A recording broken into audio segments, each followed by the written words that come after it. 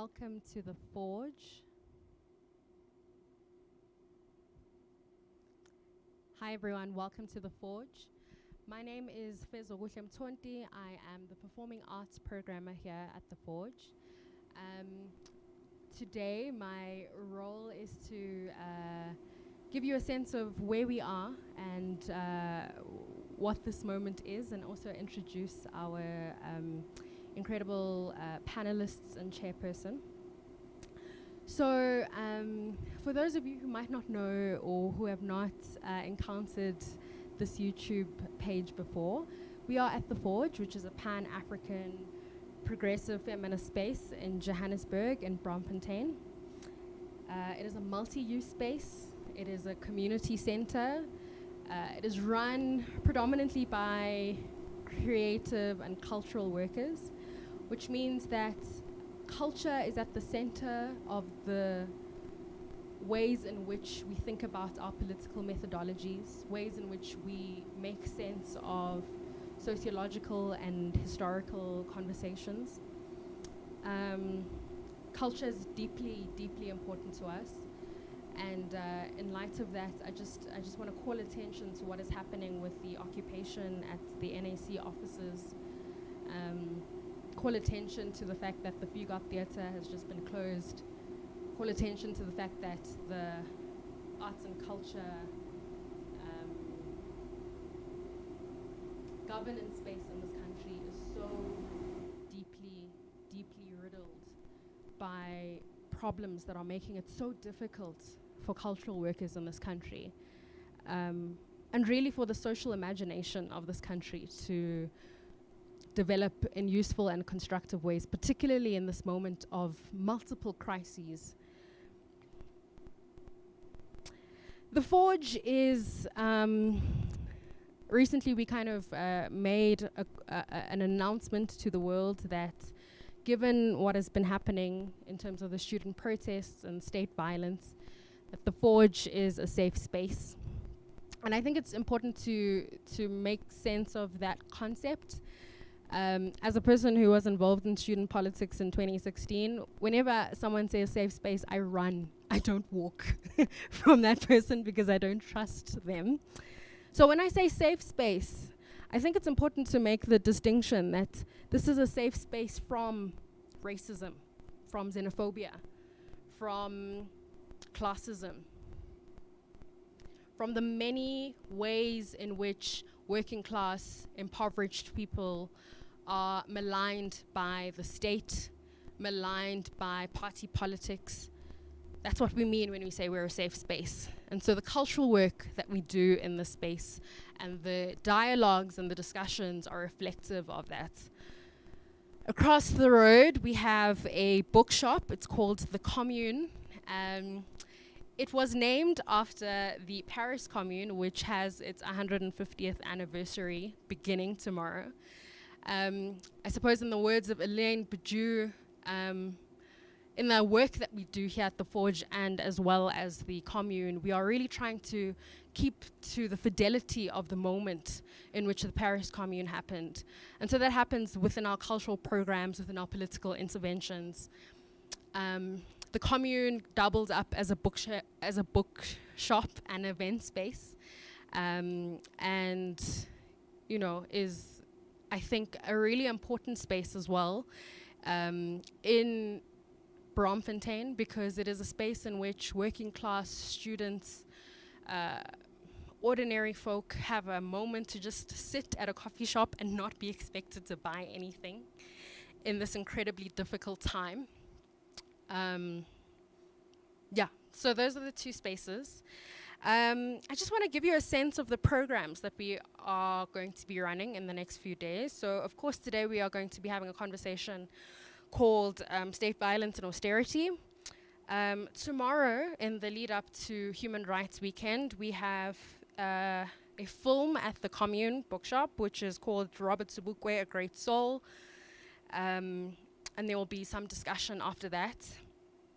And then, of course, those of you who follow the Commune page know that we always have a Friday DJ We believe deeply that cultural revolutions should also give us the possibility to dance and to sing, because that's where we reconcile our humanity, and that's when we can remember how to do the strong, definitive political work. So we have lots of fun in these spaces. Next week, Wednesday, we're going to be having a conversation around public health institutions and austerity. Definitively, that conversation is going to speak about the Life Estimeni tragedy, the ways in which that tragedy cohered, and the structural ways in which our government let so many of our citizens down. So that's going to be happening on the 24th of March at 6 p.m. Then we are so excited to be having our very first production on the at the Forge Theatre, which is here. Usiambonga Mdubegi has written a beautiful, beautiful, poignant play called Islilo, and it follows the life of a young man trying to make sense of his own life as the crisis has impacted him. This is the Life Estimeni crisis, and taken the life of his father. So that's just such an poignant piece of art that we're so excited and honored to have on our stage. And then, of course, we have this thing called our Radical Calendar, which is 100% a work in progress. The Radical Calendar kind of came about in February of this year, if we're being honest. I had been reading a lot of work by Grant Farrad, particularly his work on the vernacular intellectual, which is partly, I think, what we do here. So it's kind of a move on from Gramsci's notion of the organic intellectual. And he talks about the ways in which the popular and the political intersect. And so for us, we think that the popular has the potential to do incredibly important discursive political work. And so we're so excited about that Radical Calendar. It has so many of the people that shaped us as thinkers, as activists, as people that are curious about the world. It is a historical calendar, but it's also a contemporary calendar. And it is a work in progress, like I say. So watch out for our posts on Instagram and also on our Forge website. I think it's also important to note that last year, when the hard lockdown had happened, the Forge did quite a lot of dialogues which are archived on our YouTube page. So there are some really useful resources, we think, that people can go back to. So there's conversations connected to police brutality, COVID vaccinations and mutations, a series which we've called Introduction to Ideologies, with a conversation from Vashna Jagannath around Pan-Africanism. Of course, on Sunday, we held the vigil for Mthokozi Sintumba, so that's also there, and we had Ipupoliga Biko and a collective of artists that were so generous with their resources as artists, but also, I think, like I said in that video, I think did really important discursive healing work, because at the Forge we think that artists are to be taken seriously because they actually do really important work. We have the Work Women Do. It is International Women's Workers Month this year. I mean, not this year, this month. That happened on the 8th of March. And like I said again in that video, you know, the 8th of March is not the girl boss holiday that it's become. It's actually a deeply working class holiday. And so we had some really important radical discussions about that. We've had some conversations around the IMF loan and patriarchal violence. So there are just a number of resources that are incredibly useful. And we invite you to kind of look at those, share those, and let us know what you would like our team to program. Okay, so today we are going to have a conversation connected to state violence and austerity. Maybe to kind of give you a sense of where this conversation was meant to go and how it's since evolved. Of course, we know that we are in COVID-19, which, as I was saying to some students at a student meeting yesterday, is an incredibly anti-working class, anti-communal pandemic. It's meant that working class people don't necessarily have space or place to meet and to discuss. I think about the YouTube webinar that we did last year around Professor Wamba Diawamba's life. And I think about his work with the communal palaver. And that was really important political interventions. And unfortunately, the way in which the pandemic has been set up means that we just don't have room to do that anymore. And so initially, our month was geared, of course, to speak about what we now call Human Rights Month as a result of Sharpeville massacre, and was closely followed by the Langa massacre, I think 35 years later. So, you know, the whole world was going to have a human rights conversation, and we thought it was important to link that human rights conversation to a public health conversation because of where we are in the world. But then, of course, not of course, because that makes it seem inevitable, but then our state killed Umthokozi Sintumba last week.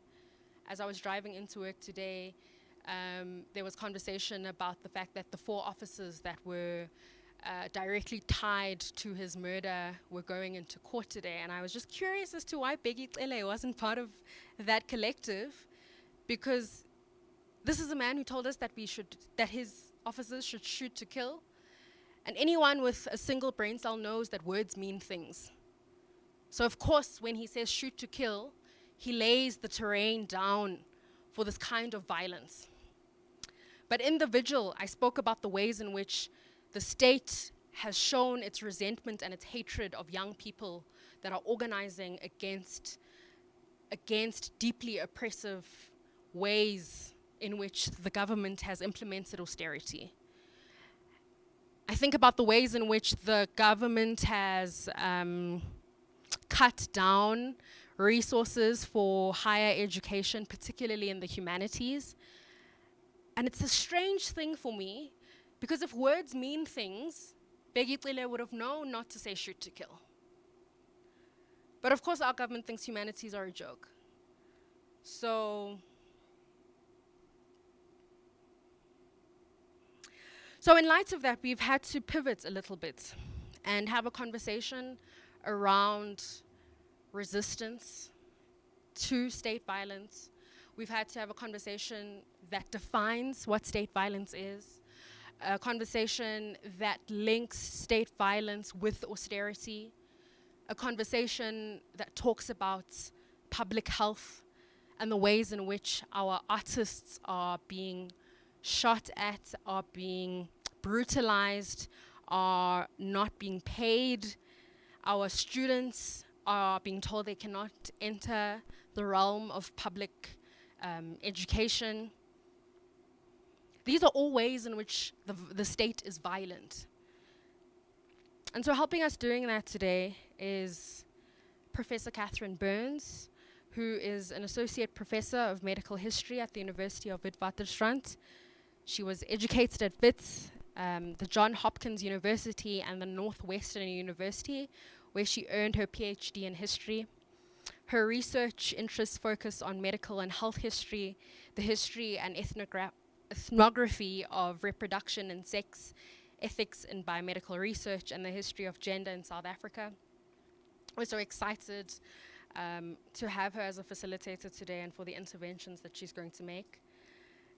On the panel, we have a friend of the Forge now, Mbusi Sibego, who is a researcher at the Institute for Economic Justice.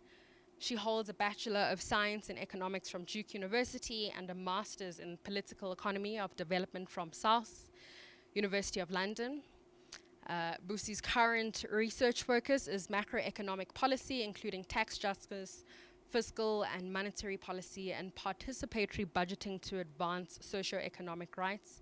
Thank you for accepting our invitation, Busi. We're so excited to hear your interventions today. We also have Ustanley Malemja, who is the attorney at the Right to Protest Project, which is based at the Center for Applied Legal Studies at the University of Witwatersrand, who's also a lecturer at the Wits School of Law, and was a 2020 Mail and Guardian Top 200 for the Law and Justice category. Thank you, Stanley.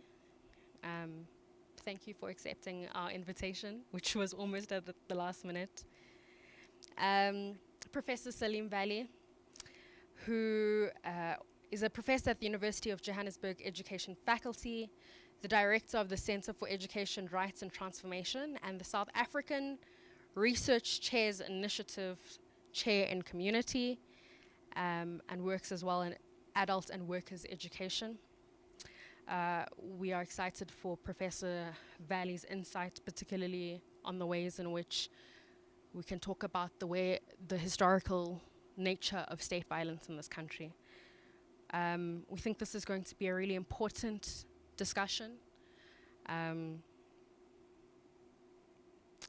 The Forge, in its mandates, is a space for pedagogy, and we think that these kinds of discussions are ways for us to intervene when the state doesn't want to make sure that people understand and are educated and are activated. So we're so excited for an example of the ways in which we can think about this moment. Can all the panelists and chair come to the floor?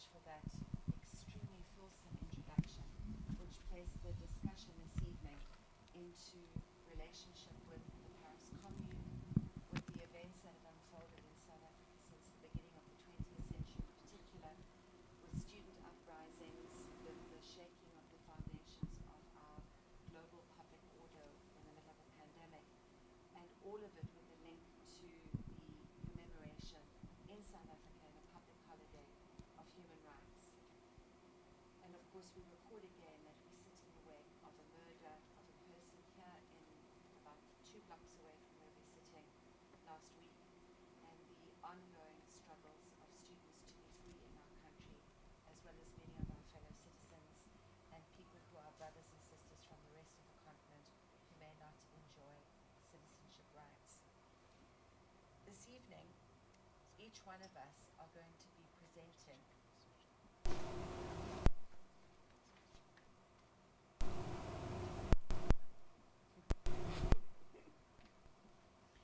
one of us this evening are going to be presenting from our own space of expertise.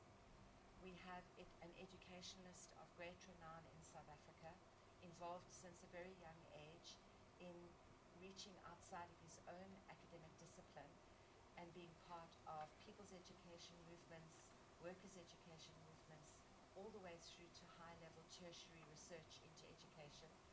And in fact, Salim is going to kick us off.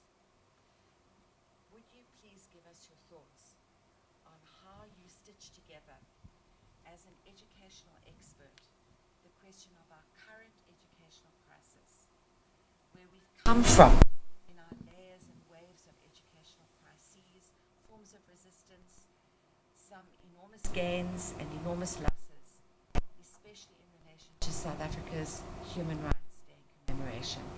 Salim, your thoughts. Is this okay? Yeah. Okay. Thank you. Thank you very much. I think this space is incredible. It's so necessary.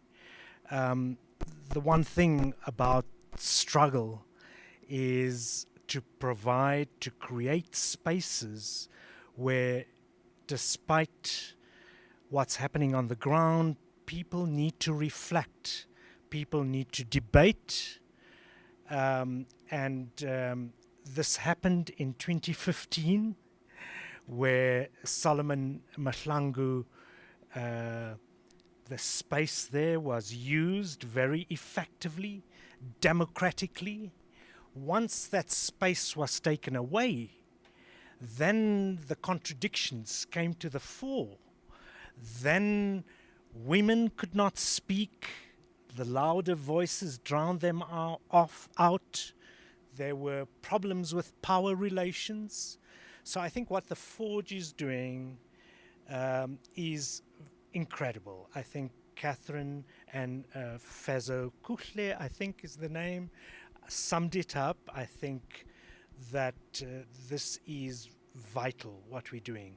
I don't think it's so much pivoting, was the lovely word that was used, as much as connecting the dots with our history,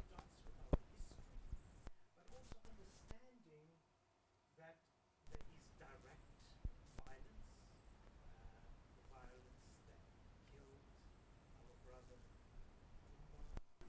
Tumba, and many others over the past few years, even after this wonderful constitution which is law throughout the world.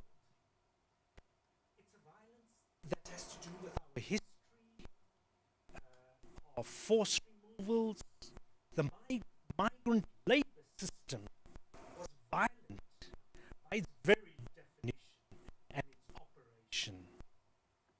Violence against women existed for centuries. The violence of colonialism, of apartheid. Unfortunately, we did not have a rupture with that violence.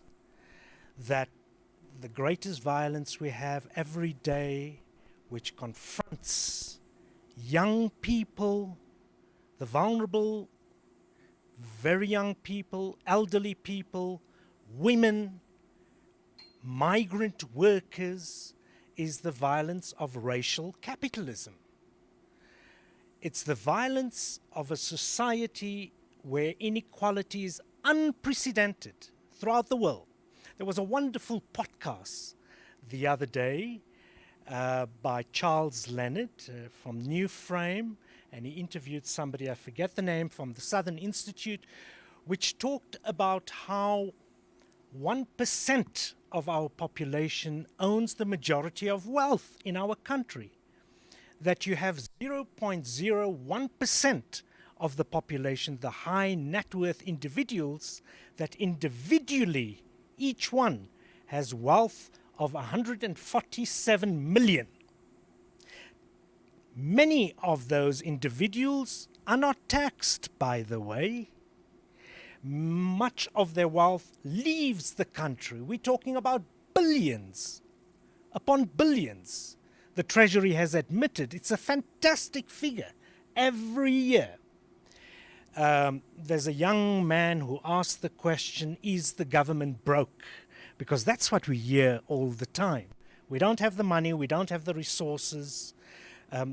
Sorry, Fezo, I'm also pivoting now, but I'm actually connecting the dots, right? So, I mean, one can go on in a descriptive way of talking about the violence. It's about power relations. We had this under apartheid. White and black people, men and women, the boss and the worker, and it was reflected in all aspects of society. In more contemporary times, what we've seen with the killing of Mtokosiza is not new. In 2000, at UDW, University of Durban Westville, before the merger, I mean, Richard Pitthouse in his book Asina Mali talked about Michael Makabane, who was murdered by the public order, policing. We can discuss what happened with Mdluli, who was a security branch policeman in the East Rand, who was put in charge of a division of the police who was torturing our comrades, the Landless People's Movement, for example, when they had their Unfreedom Day commemoration. if you look at what's happening to Abahlali, Jondolo, if you look at what happened to Andries Tatane, if you look at what happened at the Marikana massacre, many other people like Sia Sanga, who lost her eye in Philippi not too long ago, the killings in Alex, the situation of Fikile Nchangaze from the Mfolozi Community Environmental Justice Organization, Kolobeni, many mining communities, people resisting. This has happened. Remember, at the Farnham inquiry after the Marikana massacre, there was supposed to be a discussion of police control. There was an expert on the transformation and professionalization of the police, and we still have not received that report. This is a demand put out by SAFTU the other day.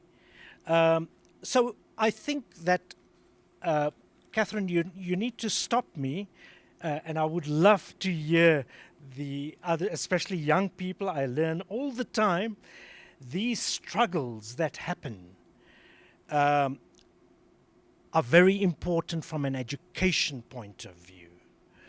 I think we need to learn from 2015, 2016. I think some of the mistakes are being repeated. I think it's important for us to be, not to romanticize. We need to win over our society. We have the truth on our side. We should not alienate people whenever there's a mass movement, and I don't want to lecture. All I'm saying is when we have a mass movement, we have contradictions. We need to address those contradictions. I am not seeing the connecting of the dots between political economy, inequality, political ecology, and environmental justice. A lot of our money, billions, are being spent on coal. I mean, that will solve the problem of funding for free education, together with taxation on those few people, 3,500 high net worth individuals. If we stop the corruption, and there are instances and ways in which we can do it, but cutting the budget the way our Minister of Finance did, of 24.6 billion rand, he cut it for higher education, which included 6.8 billion in the allocation for NSFAS. They've reinstated that, but they haven't reinstated it from the Treasury, by the way. They've reinstated it from the education, higher education budget. In other words, students and staff are going to feel it soon. Some staff might be retrenched. Those disciplines in the social sciences, humanities, which are seen as ornamental, arts, all of that might be experiencing more cuts than what they call the hard sciences, because mistakenly they have the view that that is more important for us, which is a wrong view. It's a particular theoretical view. So I am saying there is violence all around, that austerity is not necessary. And I want to end with this. Naomi Klein, as you know, as all of us know, talked about disaster capitalism. And this was a reaction to Hurricane Katarina. And once that happened, they moved in, privatized education, evicted people, and it was largely poor African Americans who suffered. And what we are seeing in front of our eyes is a form of disaster capitalism to justify the cuts, the austerity. This is what they are doing. And I think young people are becoming more and more wise to these, and they are not fooled, they are not deceived. I'll end with what we wrote at the end of 2016. We said, don't kick the can down the road. This is going to haunt you. We were talking about NASFAS, which is a waste. I mean, the Auditor General talked about a huge amount of money, which was irregular expenditure. A huge amount. People will be shocked. You don't need that level of bureaucracy. You can have free, quality education through this very nuanced way many of us talked about at that time. And we said that neither smoke from police stun grenades, burning buildings, nor officialdom smoke and mirrors will solve the problem. It is clear to us that very little will be resolved without reference to this critical demand of free education. All the minister has done is kick the can further down the road, deepening students' disquiet.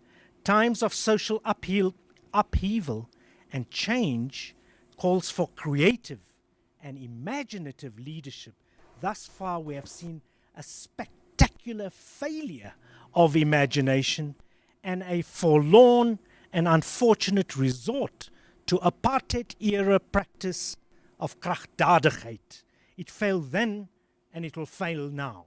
We ended by saying we need to talk about how and when universal, free and quality public education, from early childhood education, by the way, to tertiary education can be achieved, not if or whether it can be achieved, because we said it is realistic. In fact, not to have it is the unrealistic option. Thanks very much. Thank you so much for those insights, Salim, and for painting this broad picture in which education is woven like a golden thread, and the demand for education through what you said, but touching on almost every aspect of the conundrum that faces us. And maybe we can move into a reflection from a person with a strong legal background who is working and fighting for the right for people to express their human rights, even in these conditions of austerity and of pandemic and of shock capitalism. Stanley, in English, from Latin, the opposite word to austerity is capacity or capaciousness. And we seem to have narrowed down the idea of the capaciousness of our human rights legacy. When you're thinking about some of the things that Salim is speaking about, and the movement of students onto the streets and into spaces of confrontation again, the rituals of that, the hurt and the memories that that brings with it, and the determination of young people in the face of violence, how do you navigate that space, and what advice, what kind of intellectual thought can you offer today to help give us a resource for struggle in a time of pandemic and in a time of austerity? Sure. Thank you, Catherine. I think to start with, I must say that the constitutional right to protest, as enshrined in Section 17 of our Constitution, is the most endangered human right in the current space, before and during the pandemic, and I think even after the pandemic, right? And we need to think about the constitutional right in this way. This is a fundamental gateway human right which allows people to access their other human rights. Students are using their constitutional right to protest to say we want access to right to education. So it's a gateway right. And without this right, we cannot speak about the Constitution, at least. And, police brutality or state violence, in my view, is an immortal enemy of, the constitutional right to protest. Allow me to give you an extract from a poem that I published with the Dula Omar Institute. And the poem is titled Who Guards the Guardians? The Role of the Independent Police Directorate in Denying the Gateway Right to Protest and Access to Justice. Goes like this. The police are not being held accountable. My complaints enter the iPad system and instantly go out the guardian's window. My human dignity was stripped away in broad daylight. I was stopped and searched, insulted, assaulted, pepper sprayed, handcuffed, thrown into a holding cell. I was kept in captivity like an animal. My angelic demands landed me in the pits of hell. Now, this is not just a poem. I wrote this poem after a consultation with a client, and this happened. What we are seeing, it's at least the televised, matters, or matters that grab the media's attention. Deep rural KZN, deep rural Eastern Cape, people are faced with police brutality. And it's simple. Why does police brutality continue? It's because there's no accountability at all. There are no repercussions. I saw the Minister of Police in an interview, and when asked about police brutality, I was so shocked that he said, when he responded to the issue of police brutality, he said that sometimes the police can be over-enthusiastic. How do you match enthusiasm with killing a person? I don't know. Maybe I'm too young to pick up that, or maybe I'm living under a rock. Now, another issue that faces the constitutional right to protest is the use of language and terminology. We have the regulations of the Gatherings Act. Section 3, which says that if you intend on, exercising your constitutional right to protest, you must give notice. And I want us to stick to that word, notice. Now, while the regulations of the Gatherings Act talks about notice, the state speaks about permission.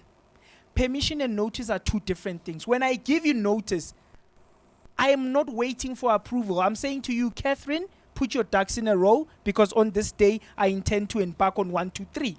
But if I come to you and make an application, I'm waiting for permission, whether you approve it or not. Now, the state treats the constitutional right to protest as if they are the gatekeepers. Now, that's where the brutality starts. The brutality starts with the language and terminology. Because from the language and terminology, they already think that they have power over the people. Now, another intimidation, before we can even get to the streets, before people can even be, tear gassed and shot with rubber bullets, is what Section 4 of the regulations of the Gatherings Act talks about. We normally refer to it as Section 4 meetings. Now, in those meetings are usually called so that the state and the convener can have some negotiations. Now, in those negotiations, that's where people are bullied. That's where municipal bylaws are put into place. Like in the city of Johannesburg, if you want to exercise your constitutional right in the city of Johannesburg, there's a fee that you must pay. That's where the intimidation starts. If you do not pay the fee, then they say, we won't give you the permission. So when you are found in the street, the first thing they ask you, where's your permission? So immediately when you claim to know the law and say that, well, I do not need permission, unfortunately, you might experience what Collins Khoza experienced in Alexandra when he was killed, because he said to the soldiers, I am allowed to consume alcohol in my yard. I'm not in the streets. So it's really difficult to even try and comprehend the entire situation of police brutality. And I want to mention something insofar as protests are concerned. And it's one of the speeches by Nelson Mandela during the Rivonia trial. He says, we demand universal adult franchise, and we are prepared to exert economic pressure to attain our demands. We will launch defiance campaigns and stay at homes either singly or together until the government says, gentlemen, we cannot have this state of affairs, laws being defined, and this whole situation being created by protests. Let's talk. Now, yes, a protest Nobody wakes up in the morning with an intention to go block a motorist or intimidate a person. People protest because they are saying to the government, hey, let's talk. Now, a protest then, we view it as a way or a method to align government policies with the wills of the people. The students are protesting now because the financial policies of the government of today is not aligned with the will of the students. Now, to shoot at students doesn't solve anything, but they do so, police do so, because there is no accountability. I mean, Salim spoke about a lot of examples. Marikana, Andris Tatani. Those are but many people who have never seen justice. I dare you to contact IPID right now and ask them how many cases have they had a successful conviction. The excuse they'll always give you, we are undercapacitated. We have less than 300 investigators who have to overlook 28,000 plus police stations in the country. That is never an excuse. Now, the other issue why we do not have consequences. I do not believe in the independence of IPID. They report to the same minister. It doesn't make sense. Both SEPS and IPID report to the same minister. They get their budget and their instructions from the same minister. I do not see any independence there. And I think the more there are no consequences, the more we are going to experience police brutality, especially against protesters, because protesters, they want accountability. Now, there's an article which I published during the pandemic, and there I argued that with this public or the constitutional right to protest is prohibited, government was leveraging there, and they forgot that the pandemic, numbers will go down. They will have to open the spaces. People will come to the street. People seek accountability. And I want to ruffle feathers a little. And with all the names that Salim mentioned, it's black African people's names, black names, killed by the police, eye gouged out by a rubber bullet. That is a black person. Now, I want to ruffle feathers a little to say police brutality in South Africa is reserved for the black skin. We've seen it during the pandemic. We continue to see it when people are protesting. So in America, at least, the context is different. They are able to say Black Lives Matter because the perpetrator is of a different skin. But now in South Africa, is that those who are perpetuating police brutality are also black people. So we are unable to get to that same setting where we can scream in South Africa and say Black Lives Matter. But I can guarantee you this. Our police services, they know what human rights mean. And I think they know it when it comes to a different race. But when it comes to a black person, they feel like they can just shoot. Let's take, for example, Mtogo Sizi's an unfortunate and painful death. The aim of discharging a rubber bullet in terms of the standing orders of the police and in terms of Section 9 of the Regulations of the Gatherings Act is to disperse the crowd. Now, what that means is that you can, in order to not injure a person, you can shoot at the crowd. That sound alone, the crowd will disperse. Now, why were they shooting at him 3 times, like on the body, like 3 times? It doesn't make sense. Now, it is clear that the intention there was not to disperse, but to injure and to kill. Because the more people are injured, the more they think that they are instilling fear into the youth. So they instill fear through police brutality and arbitrary arrests and delayed court processes, where they'll say, no, the state is not ready to argue this matter, we'll have to postpone. So detention also, it's another way to muzzle protesters. Thank you. What a painful litany of factors. It's almost like barbed wire around our candle of human rights. That was, in fact, one of the powerful posters in the 1980s. I'm sure Salim will remember it, maybe not everyone. It was a candle, a universal symbol of light, of fire, of hope, being surrounded by barbed wire. Have we been able to progress very much? You've given us also some really powerful questions to answer.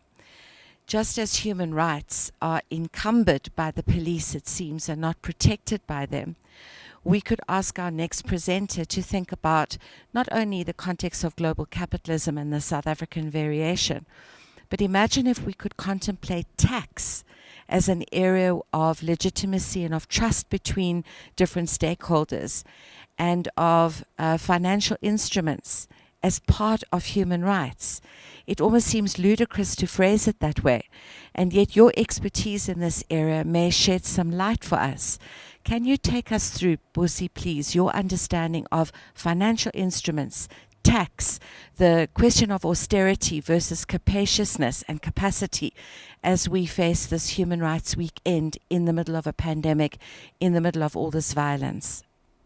No, thank you for that question. And it's always great to speak last because a lot has been already said. But I think what the two previous speakers have already mentioned is really this idea that we need to understand austerity at the intersection of the market, state, and household violence. And with that, it's really a question about how might we approach the question of violence as an economic problem, violence as structured by the political economy. What is it that lends violence, particularly gendered violence and state violence, police brutality, to the workings of the states and the market, to the political economy? What is it about violence that's attractive to racialized capitalism and patriarchy? You know, these are the questions that we think about a lot. And as the other speakers were speaking, I was like, that's what we're thinking about. That's what we're trying to answer as the Institute for Economic Justice. We might not have all the answers yet, but I think that's where my point of departure is from. And I want to break it down into 3 sections. The first is the actual undermining of our material needs. Or rather, actually, the first violence is the gaslighting. We heard in the budget speech our minister telling us this is not austerity. That in itself is violent, right? It is saying that our lived experiences of budgetary cuts, continuous budgetary cuts, are not real, right? We are imagining it, that we are imagining that systematically over the last decade, since 2014-15 at least even, that there's been systematic underfunding and cuts to education, to health, to social grants and so forth. And I just want to remind us that in this budget, this particular budget that's happening, we're going to experience severe funding cuts that total 265 billion. That's what's going to be happening to us over the next 3 years. We're going to experience 67.2 billion cut from health, right? We're going to experience 36 billion cut from social grants. We're going to experience 9 billion being cut from public schools.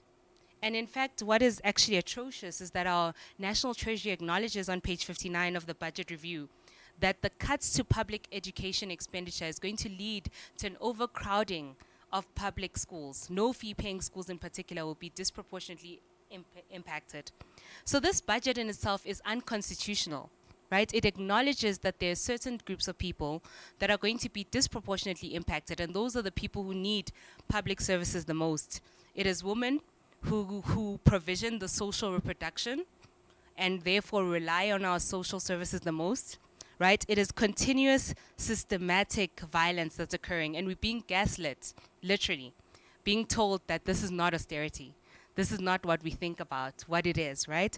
Another part I want to come to is the actual undermining of our needs, right? Austerity deliberately targets already disenfranchised groups and is really systematic violence, as I've already said, right? It leads to hunger, repossession, destitution, and worse. We've seen the death, right? Austerity literally kills. I can't say this enough. Austerity kills and should be measured in human lives. It's the actual undermining of rights, our access to rights. When you go to a clinic and you are in emergency need and our hospital does not have enough doctors. In 2018, we had 38,000 vacant posts in our healthcare system, right? And because of austerity, our government's going to tell us we cannot afford to bridge those. That is not an excuse enough. Because fundamentally, the national budget is not like a household budget.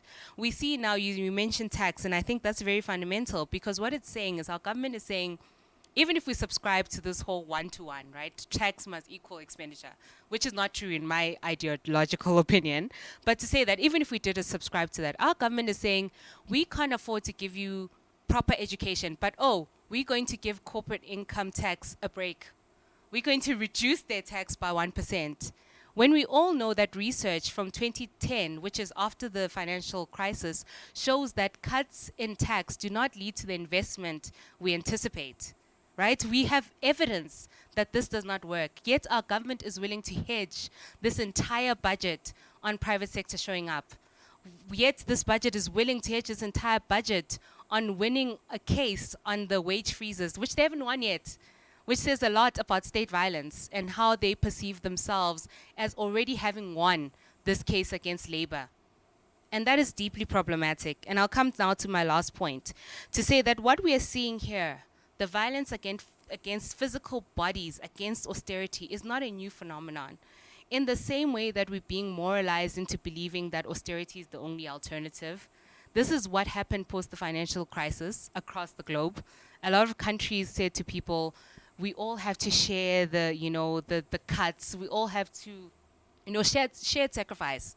That's what we're seeing in South Africa. But at the same time, we have to acknowledge that, in a lot of countries where there were protests, there was police violence.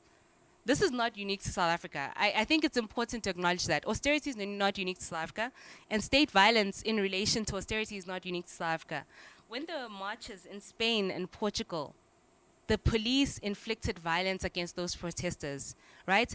But it's fundamentally, what is it for? What is this violence for? It's to protect the neoliberal settlement, right? Austerity is neoliberal dreams come true. Austerity is the reduction of the state in the economy. And we see this all across this budget. Austerity is about putting private sector forward. We see this whole infrastructure-led recovery that's led by private sector investment. Right? Austerity, again, is neoliberal dreams come true. And what does neoliberalism have to say about the citizens and the relation of the state to citizens? And so the violence is a reinforcement of the political settlement. It's not by mistake. It's not a oops, we did this. It's deliberate, right? It's deliberate from the funding, from how SAPS is funded itself. Right? There's austerity there. SAPS is one of the most underspending departments in our budget. Why? When we know that there were reports that 76% of police stations didn't have rape kits. Why is that the case, right? Because we are living at the intersection of racialized capitalism and patriarchy. So we have to understand that neoliberalism and austerity is reinforcing those two systems of oppression that are intersecting, right? And so just to conclude there, to say that I think it's important that we talk about violence. And it's not just violence as in physical violence, it's state violence, it's market violence, it's household violence. It's about how GBVF during this COVID time is increasing. It's about how households, when the male breadwinner bias, right, the male breadwinner is losing incomes, who's then therefore taking up that position? And what does GBVF look like as a result? And I think we don't know enough. We actually, as I sit here, I don't think we have enough data in this country to really say this is what violence at the state, market, household level has done. And I think if we sat down and measured it, I think we'd all be angry. I'm angry already, and I haven't even looked at those numbers. But I think we'd all be very angry. And that's where we're going in terms of austerity and state violence. Well, I'm sure the audience listening to this will agree that this has been a forensic laying out of the trouble that we are in and of the pain that we are facing. I'm going to go around one more time before we open to the audience and ask you all to take this wealth of knowledge that each of you are bringing to your own lenses and address yourself to this core question. What is to be done in relation to the theme of this week, human rights? Is there something left in this place called human rights which can have an educational dimension, a struggle dimension, a legal dimension, an enforcement dimension, a constitutional dimension, and of course an economic, fiscal dimension, a livelihood dimension, a labor dimension? In all of you, you have referred also to the divisions between people even from the same class and household, gender divisions, generational divisions, mental health, physical ability, dis-ease, people's bodies being burdened in different ways. We can add a little bit more onto that level. In all of those spaces, from your area of expertise, where do you see the pressure point? Where should we be placing our energy? Where can we mobilize the discourse of human rights to our advantage? So in other words, not a kind of simple pill I'm asking you to give us, a panacea, a band-aid, some sort of little moment of hope at the end of this discussion, but something that you feel is powerful but pragmatic. And if I can go around the same order again, over to you, Salim, first. I think you've really received the answer. I mean, it was a brilliant exposition of connecting the dots. And I think if one needs to sum it up, it's that neoliberalism is really not compatible with human rights, with social justice. I think it was lovely hearing about femicide, of patriarchy, of racism. Education rights cannot be separated from the other rights. We know that people have tried to do that, but what happens in society, in the household, affects education in so many different ways. Inequality of one's parents, if you have parents. The other issue around austerity also is what a young man, Alex Lefterna, I think I'm massacring his surname. Lenferna, thank you. He belongs to an organization, a climate justice organization, 350 Africa. Yeah, it was a brilliant article. I thought you've seen it. He talks about selective austerity, not austerity for all, actually, and how the banksters and the mining bosses, etc., benefit. So that I think that is an important thing. So it's also the structural nature of these things. These are not theoretical things. When you talked about racism, there's this brilliant Uruguayan an author who died. His name is Eduardo Galeano, who talked about the equivalent of an MP in Brazil who was stopped, and he was arrested, like quite often young black men are if they're alone and if they have a decent car. And then he said that, well, the police who harassed him were black policemen. So, it's a structural thing. It's part of and that's when we talk about racial capitalism, our fingers are also pointed to this few bourgeoisie, the national bourgeoisie, who are not patriotic, by the way, at all.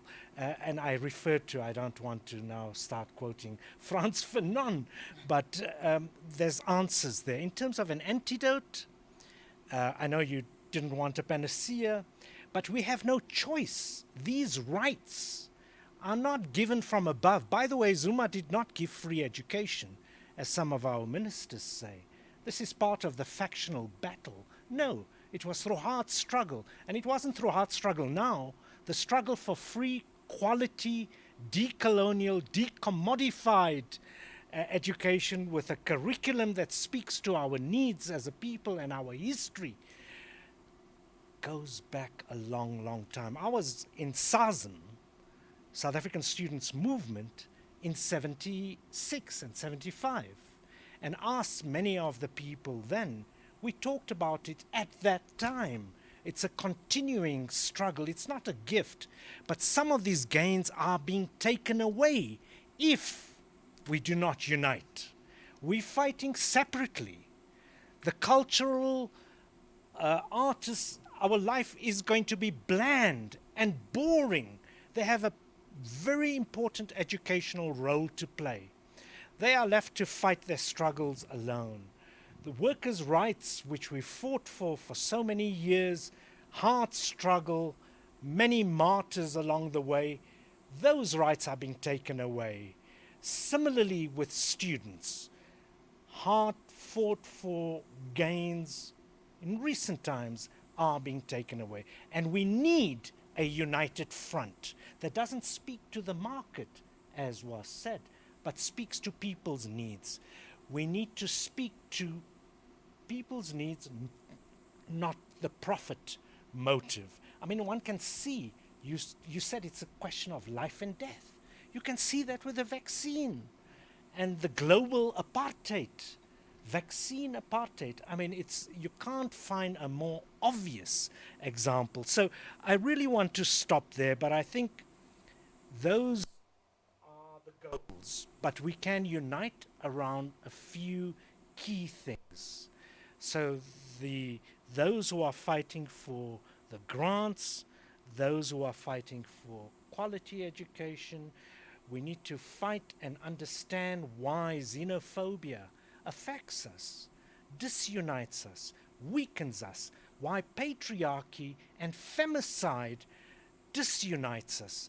And so we need to have that solidarity. The thing about neoliberalism is this whole doctrine of individualism and competitiveness undermines and trumps notions of solidarity, including solidarity with people, our neighbors, whether they're in Zimbabwe or Swaziland or in Palestine or elsewhere in the world, fighting against oppression, because these struggles are really linked. So I think this is a wonderful opportunity to tell people students need to link up with workers.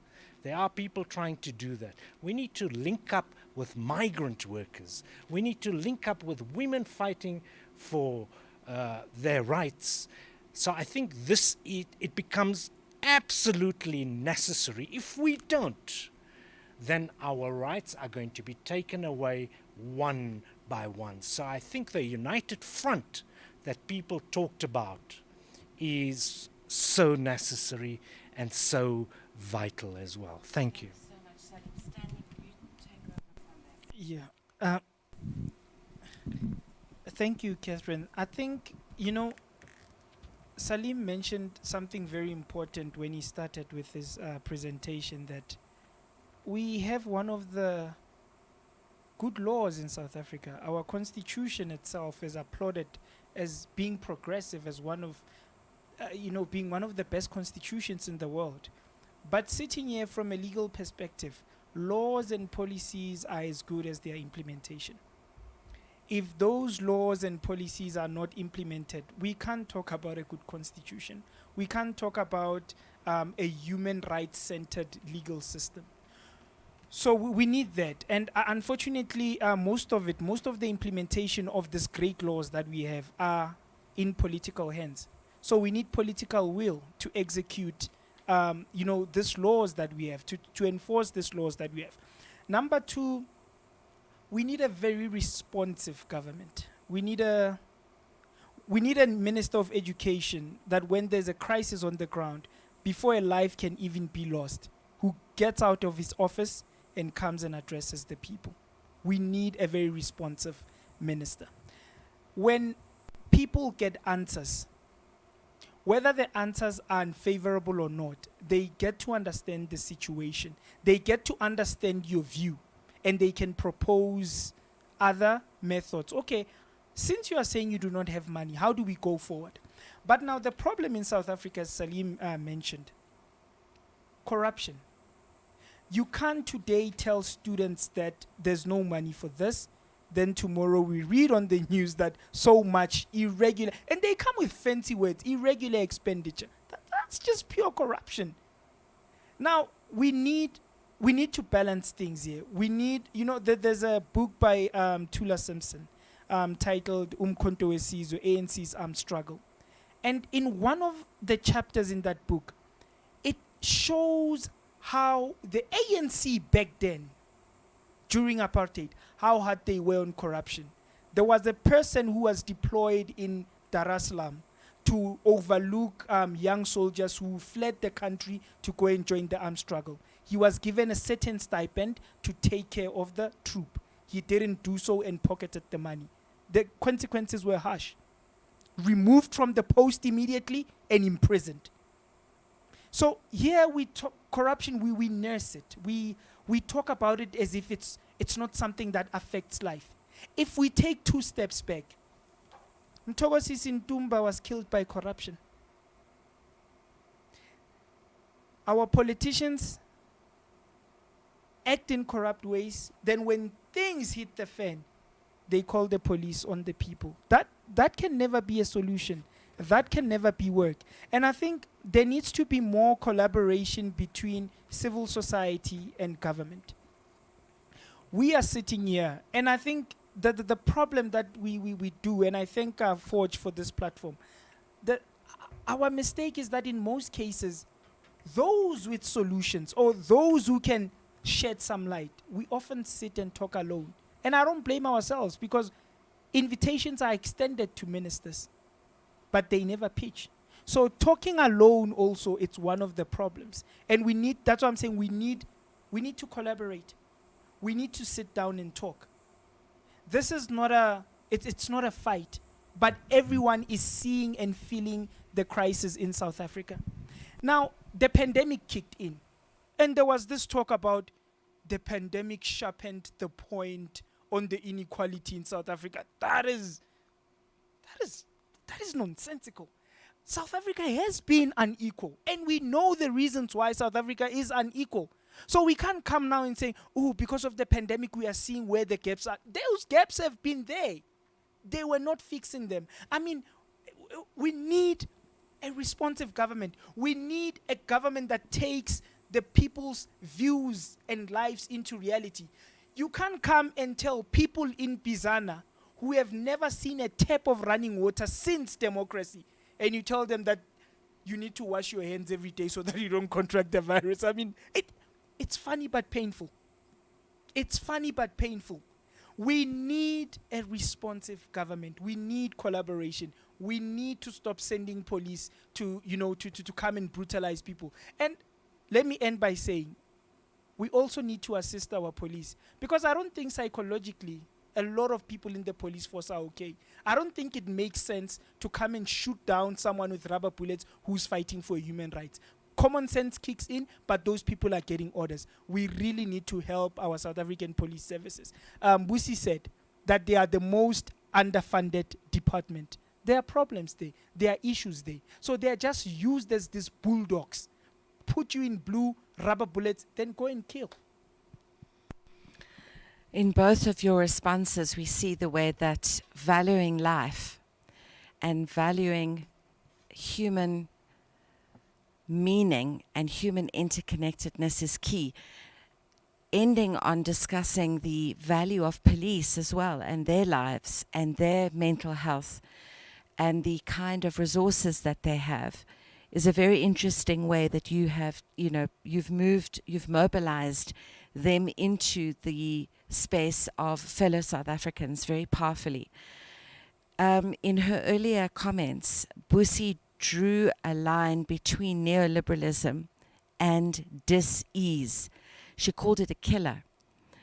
In the light of our reframing of human life and its value at the center of our discussion, with your expertise in the world of finance, economics, and tax, can you also lead us towards what you feel is a useful pressure point, a way forward, Busi? No, thank you for that, and it's been a joy to listen to everybody. I think the first thing, and I appreciate the comments by Professor Salim here around mass mobilization. I don't think we can stress that enough, right? And the intersectionality of mass mobilization, right? Whose rights are we forwarding? And acknowledging, for instance, social reproduction, right? Like the way the system currently functions. We cannot ask for the system to be the way that it is, because it fundamentally regresses on women's access to rights, right? When we think about capitalism and the expectation that women subsidize capitalism with their unpaid labor, but at the same time, they're unacknowledged for that labor, and therefore it also deprives their ability. For instance, if a woman is doing a lot of unpaid care work, they're unable to participate in the labor market because they're doing this labor for capitalism. How is labor reproduced? right? Labor does not spring up as labor. Like, we don't have, people. Stanley is not here because Stanley's just here. Stanley was built by people, and I'm going to assume by women, because that's traditionally how it is, right? And so it's critical that we think about that, how rights are even intersectional. Right, rights is not just and mass mobilization is important at an intersectional front. I think the other thing for me is accountability. National Treasury's been telling us since 2012 that they will resolve our debt crisis, quote unquote, because our debt has gone from like 25% to like 88.9% in the next 3 years. So the crisis is changing, the targets are changing, but at the same time, I think it's very important that we hold National Treasury to account. National Treasury is not above human rights of this country. National Treasury is not above the Constitution. National Treasury, in fact, has too much power around the economic prospects of this country. National Treasury is responsible for fiscal policy, and that's it. Bottom line. SARB is responsible for monetary policy. The sectors are responsible for our sectors. But fundamentally, we're having it the wrong way around. National Treasury is putting the constraints and saying to everybody else, okay, you have to play to our tune, as opposed to the Department of Education saying, we need 50 trillion to make education possible. And then National Treasury saying, okay, we can give you like 30 trillion, if we try very hard. We've got it the opposite way, right? The National Treasury is calling the shots in ways that are very problematic. So accountability for me is critical to the National Treasury, because they are the holders of austerity fundamentally, right? And then I think the other thing is that municipalities, what needs to be done is, again, there needs to be more accountability. We need to think about municipalities differently. They are the front line of our basic services, right? They are the ones who ensure, you're talking Bizana and water. They're the ones who need to make the water happen. But what happens at National Treasury? They're like, Bizana, you are not expending the money that we gave to you, so we're going to cut the money. How does that solve corruption? What is the problem we're trying to solve? And cutting expenditure does not solve corruption. Let me be clear. Cutting expenditure does not solve corruption, right? It just makes the pocket even smaller. What solves corruption is solving corruption. Bottom line. That's what solves corruption. And I think in South Africa, we actually need a more nuanced understanding what corruption is. There are different types of corruption. There's state corruption, there's market corruption, there's petty corruption, and I don't think we talk about that enough. The differences, state capture is a type of corruption. It is not the only corruption that exists in our systems. And I think that's part of the work that needs to be done. What types of corruptions are we seeing in the South African space? What solutions are possible? How do we tackle it sequentially? You can't solve all the corruption problems in one night. And in fact, what we're doing a lot is the top-down. Committees, we're going to punish you. Where's the preventative measures? The horizontal, vertical preventative measures of corruption. I think there's really a strong legal argument challenge to be made against the current cuts in the budget. It's deeply unconstitutional. We've called for the budget as the Budget Justice Coalition and the Institute for Economic Justice to be rejected. It's unconstitutional. And it actually baffles me how many MPs passed this budget when it is unconstitutional. And I think, again, it's the issue of accountability. It's about, what mechanisms exist legally, mass protests. There's many, top-down measures to really challenge this. And I think the other thing is to say that human rights, the costs we're seeing, I didn't mention this in the previous post, but in Greece, when they implemented austerity, the suicide rate increased by 36%. Which is why I say austerity kills, right? They saw a spike of 52% of new HIV infections. So these are not just numbers. And I think it's important that we acknowledge that. Yes, healthcare is going to be cut. We're going to have longer lines at the, healthcare facility. But the HIV and TB program is being cut itself. So what is the spike we're going to see in new HIV infections, right? What is the suicide rate in COVID when government has failed to rescue individuals and businesses? Only a third of that 500 billion has been utilized. Who's holding government accountable to that 500 billion? That never was. And I think I'm going to keep going back to this accountability, and there's obviously ways forward. But I think fundamentally our government has had the luxury of continuing on without being held to account. When they said in 2015 we will provision funding for students, yes, they increased expenditure, but did they hold true to their commitments? Are we measuring that? Did they do it? And what are the consequences? What are the consequences of passing a budget that is unconstitutional fundamentally? What is it that we're at? And I think those are sort of like where to from here with human rights really needs to begin with how do we hold, there's no justice without holding people accountable. There can't be a justice, right? You can't, it's almost like you can't have recovery without rescue. In this moment, we can't have recovery without accountability. And recovery, like economic justice, let's put it that way, forward. So I think that's where we need to go from here, is to think about how do we mobilize better and larger. I think, you know, austerity, we've been calling austerity since 2014-15. It's 2021, and it's just accelerated faster. So what has happened in these 5 years? Why have we not been able to stop, you know, the acceleration of austerity? And it's only going to get worse. Like the next 5 years, I can't stress that, I hate to be a pessimist, but the next 5 years are going to be really horrible. We heard ESCOM is going to be giving us load shedding for the next 5 years. Our budget is going to be consistently cut over the next 5 years, which means public services are going to be cut over the next 5 years. Private sector is telling us that they won't be hiring new people over the next year, so unemployment is going to increase.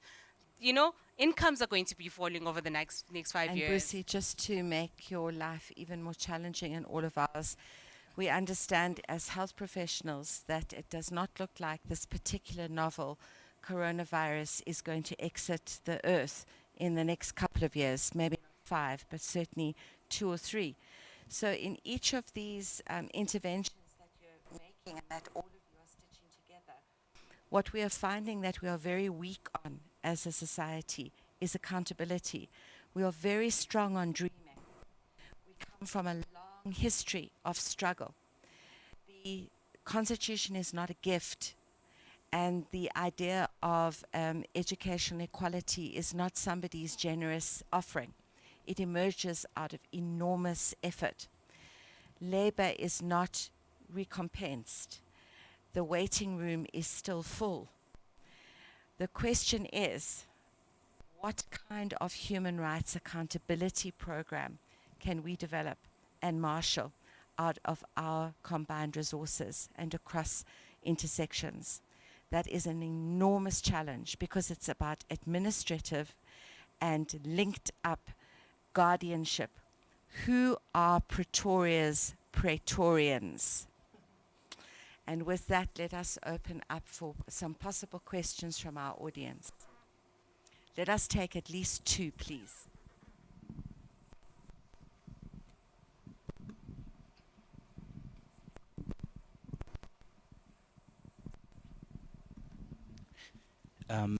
Hello, and thank you to all the panelists who have spoken. My name is Bandile. I'm also from an organization called the Institute for Economic Justice. And I've got a particular question. It's for my colleague, Busi. The South African government says that, you know, its main objective in its fiscal policy, so the main thing that drives how it makes decisions on allocating funding, is that it aims to reduce the national debt to GDP ratio, right? So Tito Mbowene's chief job is is explicitly to reduce the amount of debt that South Africa is in. And that's the main logic that drives how these decisions are being made. As Tito himself said, we owe a lot of people a lot of money. So in that context, Busi, I think I'd just like to know your reflection on the debt situation, and I've got my own thoughts, but for the sake of the audience listening, who are sometimes not so clear on like how economics and finance issues work, this main big fear we have is the fear of getting into more debt as a country. And what's your nuanced view on this big stick that is waved across, waved in the face of the South African public to say we can't do anything, we have to do all these cuts because of our debt situation? Thank you. Thank you. And let's take one other question at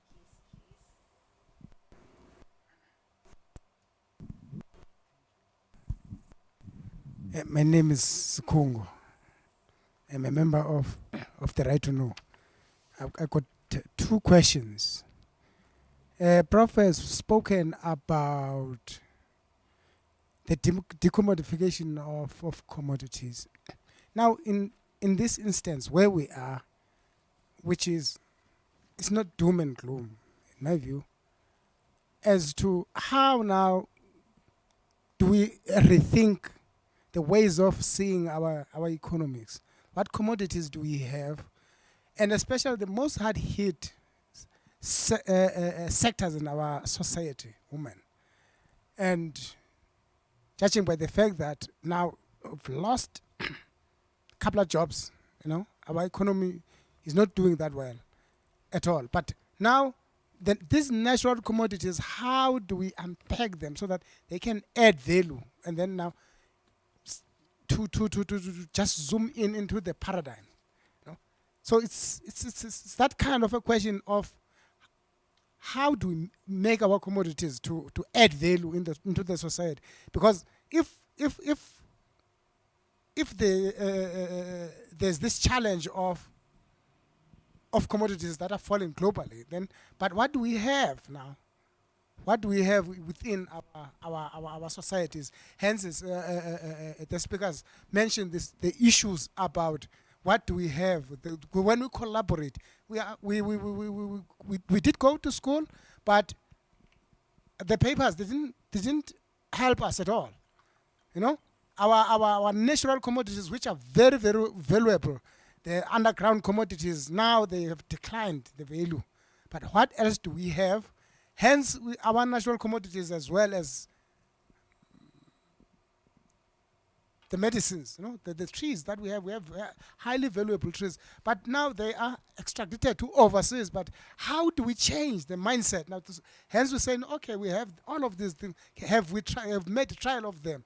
And then now, how do we get in the tertiary institutions to be responsive as to what are the needs of our societies?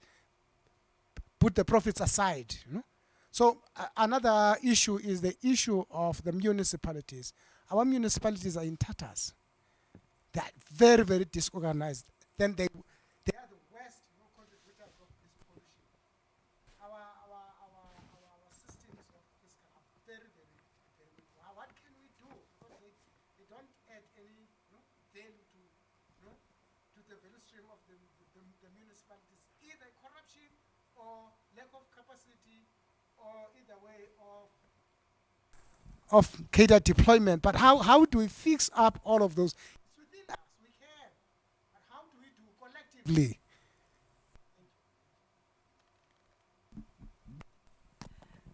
Thank you so much for those questions. I think that we've got three actually on the table. One is about taxes and about the question of the stick of debt, the false dawn of a debt-free world, and the meaning of the tax debt nexus.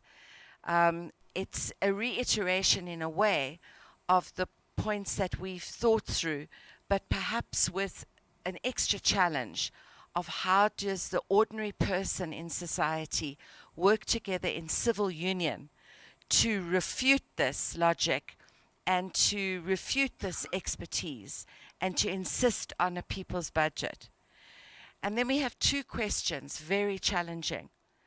The one is, what is our human resource going forward in this country? Minerals under the ground and the value that international industrial capitalism placed on them brought this city into being and pegged South Africa's fortunes on the capricious and cruel nature of mineral extraction with all of its manifestations that we've outlined. There's only one thing worse than mining: no mining. Where do we go? Where do we draw value from? How can we draw value from life-giving citizen activity and labor? Where is that direction? And the implicit implication is that one clear route lies in the new economies that depend on new kinds of work and labor. Creative arts, you didn't say tourism, but we could add that. the world of production in knowledge, which requires internet capacity and high levels of critical thinking. And you added, and we come back to that too, the natural resources, the medicinal and other forms of resources that come, you just use the generic word, from our trees, from our forests, and the linkages between that capacity and knowledge and our universities. And then you threw out another challenge, which is again back to the question of accountability in our structures of direct governance in municipal form, which are failing all around us. These are three incredibly difficult questions. Let's start at the other way around. Let's begin this time with Busi and end up with Salim and see what our panelists can muster in response to these three very difficult questions. Thank you for those three very difficult questions. I think the first one, in terms of debt, I'll be short on this one to say that the moralization of austerity is around debt. Our debt crisis, it's being likened to a household budget, but to say that the national budget is not like the household budget. The first thing is that government can print money. You can't print money in your household.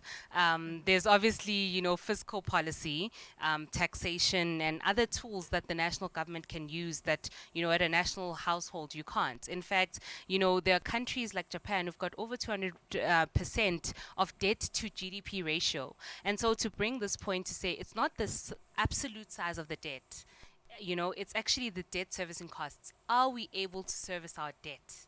Right? That's the question we should be thinking about more deeply. And servicing our debts requires growth. Debt to GDP is relative to GDP. The denominator is GDP. So the way to reduce debt to GDP is to increase GDP. What our government is putting forward is the reduction of GDP. 30% of our GDP is government expenditure. So when our government says they're going to spend less, implicitly it means GDP is going to what? Shrink. Because we are in a crisis mode where business itself is also shrinking, right? Unless if private sector grew way more than government, which is unlikely, right? Then we'll see a reduction in debt to GDP. So in the studies I've looked at across countries, the debt to GDP ratio as a result of austerity actually increases. So that's not what we should be concerned about. It's our ability to service the debt. And so that brings me to the second point, which is about growth. And I think those points that you raise are so important. It's growth for what? What is our growth? What kind of growth do you want? Because we could say extract all of South Africa's natural resources and pay off all the debt. But that's not the growth that we want.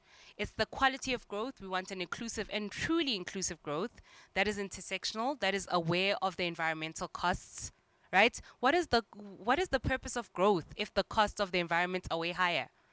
Then you're going to have growth, and then what? Floods happen in townships. Right? The people who are most vulnerable are the ones who experience the impact of climate change the most. Right? So that's the thing. It's like it's growth at what cost? And I think in South Africa, we haven't really thought about that as deeply as we should be. The just transition conversation from the NDP in 2010 already, or 2012, is long overdue. We should be way further with the NDP and just transition than we are right now. We're still debating the just transition, which means by the time it actually happens, we've missed so many targets that we could have won. The low-hanging fruit would have lost out on that. And I think in terms of municipalities, you're right? Like there's corruption, there's, capture, there's all these issues. But fundamentally, I think what it calls for is a rethinking of municipalities entirely. And not to say we should go away with municipalities, but to think about how is revenue generated? What kind of financing do they get from state? Municipalities are actually at the bottom of the, what do they call it? The allocative formula. They're the bottom. Although they're the front line of service delivery, they're actually at the bottom of how much they're actually given. They're expected to generate revenue from the different services that they provide at the municipal level. I don't think that's sustainable. I think a lot of our municipalities will go bankrupt because of COVID.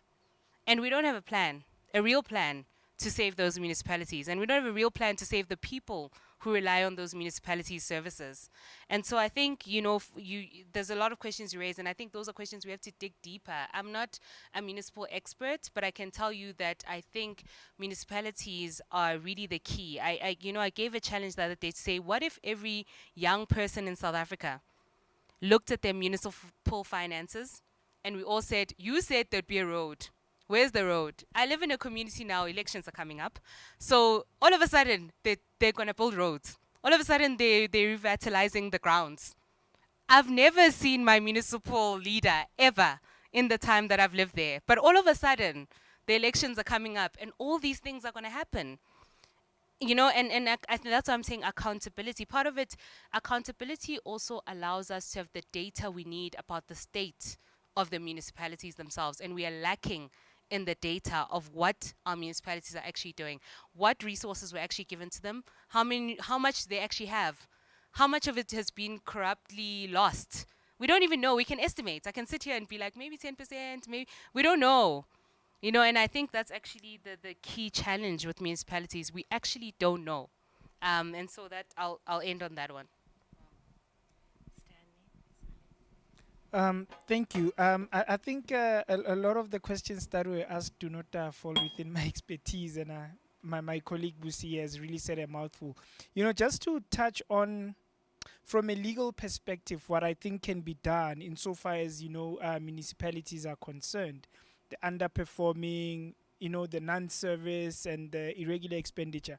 I mean, you would have noted that the Auditor General found that out of, I'm not sure how many municipalities we have, but over 200, but less than 60 were found to have a clean audit. Less than 60 out of more than 200, right?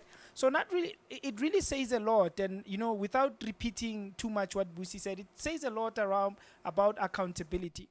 It says a lot about knowing who the municipal manager is. Why are roads only coming in, during, elections? And from a legal point of view, I think, sorry about if I get the word twisted, it's either Makanda or Makana municipality, but it's also in the Eastern Cape, where that municipality actually, communities and I think a civil society organization took the municipality to court, and it was placed under, administration. So I understand that, sometimes I need to be frank that litigation can take a lot of time. It can also, take a lot of resources which our people do not have, right? And I think, the issue of municipality, I can't stress it enough. I remember when I was phoned to come and join my panelists here, I was in Palabora. And, the shocking facts of what really happened, 14 people were arrested for protesting against the mine. They were shot with rubber bullets. Some even had stitches on the head because they were hit with the butts of the gun.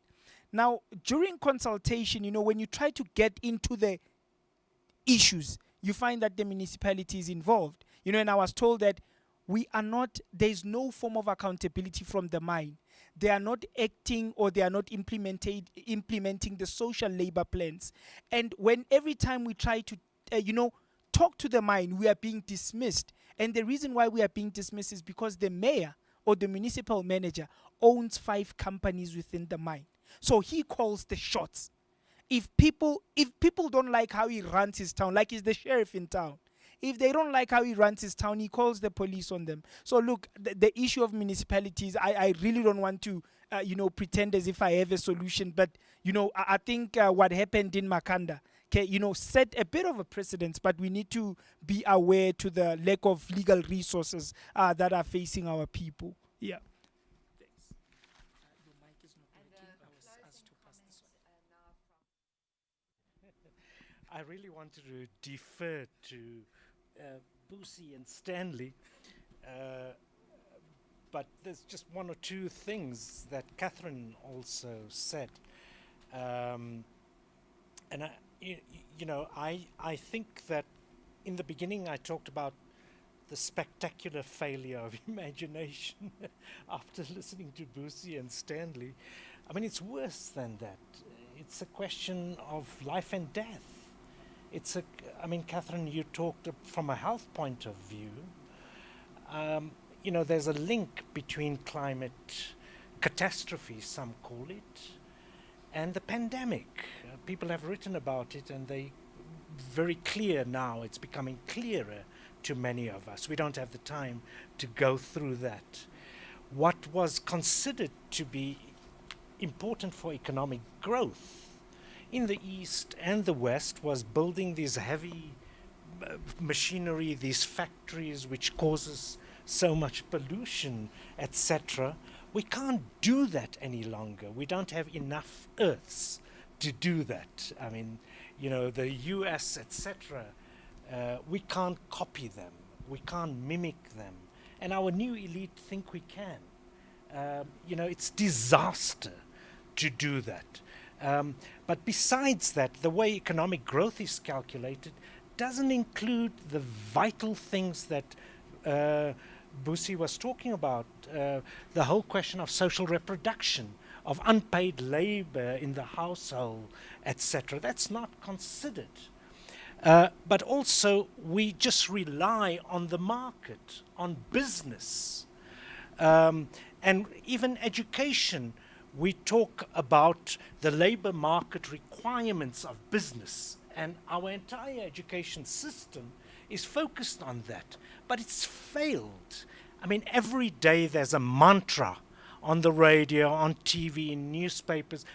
I'm not an expert, but the experts tell you, and there's lots of economists amongst the experts, they know everything about education, by the way. They say education is failing us. It's not supplying people, you know, it's the supply side argument. It's not supplying people with the requisite skills, therefore they can't compete. But they don't talk about, I think it's both the supply side and the demand side. There are a lot of people with skills who are retrenched once those minerals are depleted or there's cheaper labor in another country or somewhere else. So that human capital theory is a problem. We don't see education, its values, the ability to fight against injustice, education in terms of music, art, culture, literature, language, all of that these days is ornamental.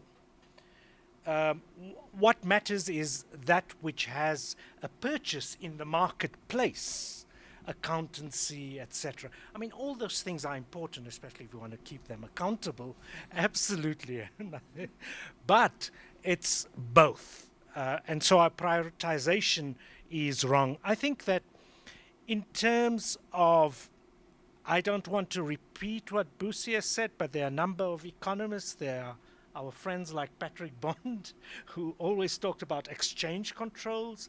He reminds us, and many of us, many people know, Busi knows, that, you know, under apartheid, the corporate tax was 52%, I think. Today it's the lowest, and it's even made lower in this last budget, etc. And when we increased VAT, when we argued for free education, that was a tax on the poor and the middle class, not the high net value individuals. So I think that economists also tell us that you don't need to be an economist, but remember 300 billion rand leaves the country annually in illicit financial flows. When we talk about 13 billion rand historic debt, it becomes, it's a huge amount of money. Nobody denies that. But in the face of these figures, I mean, Alex, and I'm not even going to attempt his name, sorry, Alex, tells us that actually with Eskom, the wastage was, I couldn't believe this, 14 trillion. I mean, I can't even imagine the figure. It's incredible. I had to look it up. But 13 billion then, historic debt, relative to that. And we are wasting this money. Kusile, Medupe, what was it? 500 billion.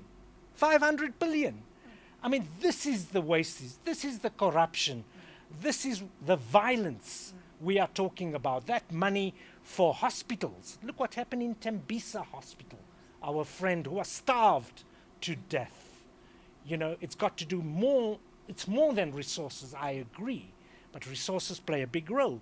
So I think the whole question of renewable energy, some call it green Eskom, I don't know, there's lots of talk about this, I don't know enough, but that's the creative way we need to go. And it's a luxury to think otherwise.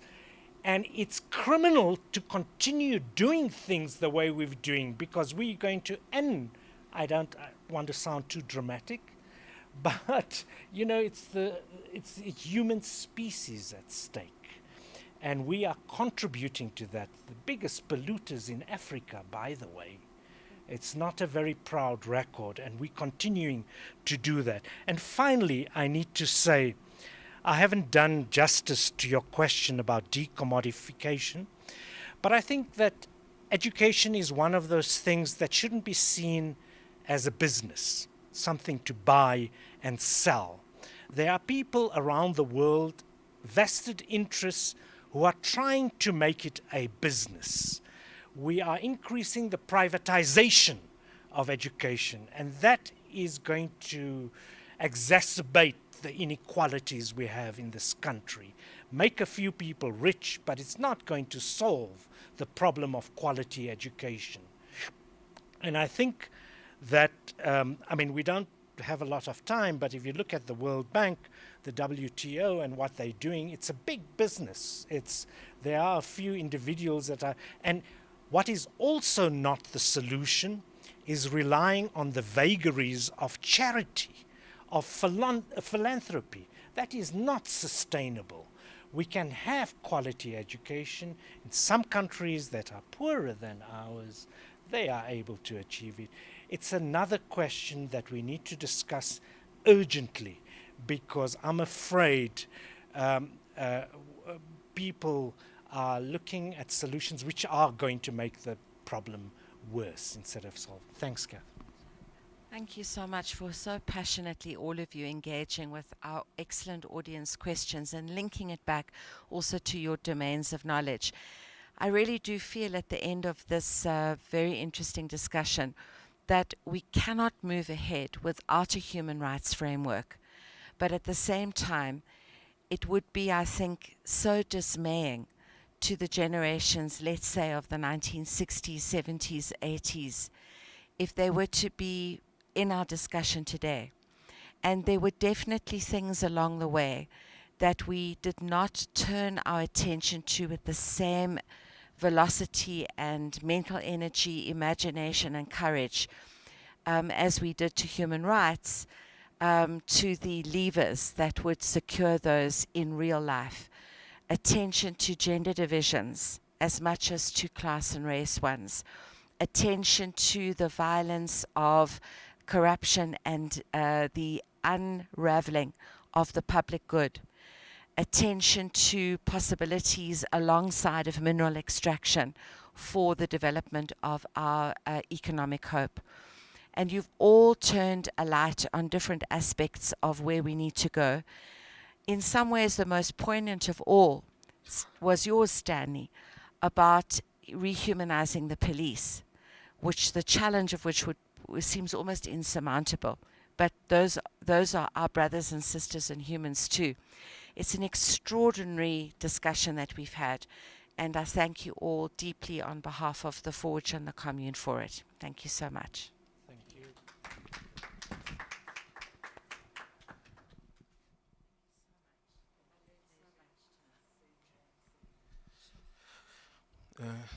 Thank you. Greetings all. Greetings to all. On behalf of the Forge, I would like to take this opportunity to express our warm appreciation to the facilitator of this discussion, Professor Catherine Burns from the Wits University. Thank you, Prof. And to panelists, Bosi Sbego from the Institute for Economic Justice, and Stanley Malemecha from the Right to Protest Project at Wits University's Center for Applied Legal Studies, and Professor Salim Vali from the University of Johannesburg. Thank you very much. The facilitator and panelists are our comrades and friends here at the Forge and at the commune. We collaborate on many projects at various levels, and we look forward to further productive collaboration in the future. We appreciate the time that they have given us, and we appreciate the work that they have put into today's discussion. Thank you very much again. Also, on behalf of all of us here at the Forge, I want to thank all of you who are here present with us, and those who are with us remotely online, and of course, those who will be watching later. Thank you very much. We greatly value your interest and participation. And a special word of sincere thanks to my colleagues at the Forge and the commune. Much appreciation. I also want to just take this opportunity and talk about these publications. These are publications by Tricontinental Institute for Social Research. I encourage people who are here and those who are watching to go to the website of Tricontinental. They can just Google Tricontinental Institute for Social Research. They will find our publications there. I'm just going to mention these three. There is this study titled Women of Struggle, Women in Struggle, Studies in Feminism. And then there is this working document titled The Fate of Tolobeni Will Be the Fate of us All. And then we have this working document, The Politics of Blood, Political Repression in South Africa, dossier number 31, by Tricontinental Institute for Social Research. They are also available here at the commune for free. We have more of these publications. We have another one, another dossier on Paulo Freire, another dossier on Frantz Fanon, etc., etc. So people visiting the commune, they will find these for free, but you can also find all these studies online or on our website, the Tricontinental Institute for Social Research website. Thank you very much. Thank you, comrades. Much appreciation. Thank you. Thank you. Sure. Sorry, also just thank you to our technical team who are always incredible. Thank you.